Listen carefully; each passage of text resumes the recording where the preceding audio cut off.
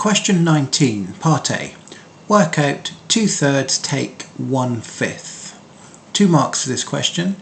So the first mark is given for getting a common denominator. Now, a denominator is the number on the bottom of the fraction, and when we're adding and taking, these need to be the same. I cannot do 2 take 1 and 3 take 5 and think I'm going to get anything sensible. 15 isn't the only number that 3 and 5 both go into, but it is the lowest one and it's the first one we come to.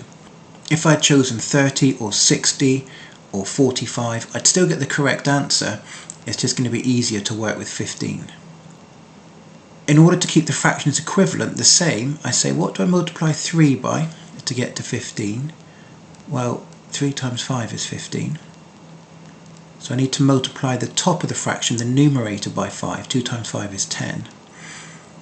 And 2/3 is the same as 10 out of 15. I haven't changed the fraction, they are equivalent.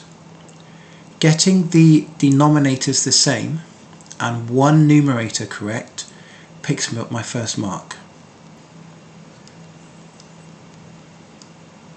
My second mark is for finishing the question. So we say, what do I multiply 5 by to get to 15? Well, that's 3, isn't it?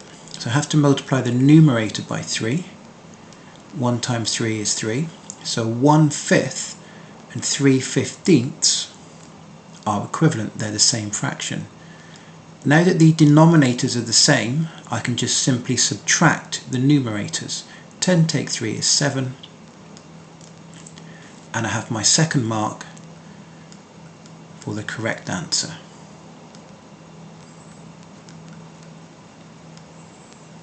Part B. Work out 2/3 times 3/4. Give your answer as a fraction in its simplest form. So, when I am multiplying fractions, the easiest way is just to multiply the top numbers together and the denominators together. 3 times 4.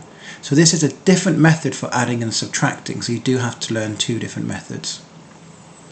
The process of going through this, writing down 2 times 3 over 3 times 4, is worth doing because that picks you up a mark. When you're doing the exam, give the examiner every opportunity to give you a mark. So you've shown here that you know you just multiply the numbers together. To get the second mark, I need to get this correct and simplify it. So 2 times 3 is 6, 3 times 4 is 12. Now 6 over 12 does not get me the second mark because the question said simplest form. I can divide both the numerator and the denominator by 6, and so my answer is 1/2. And I have my second mark. Every foundation paper seems to have questions about adding, subtracting, multiplying or dividing fractions, so make sure you know how to do them.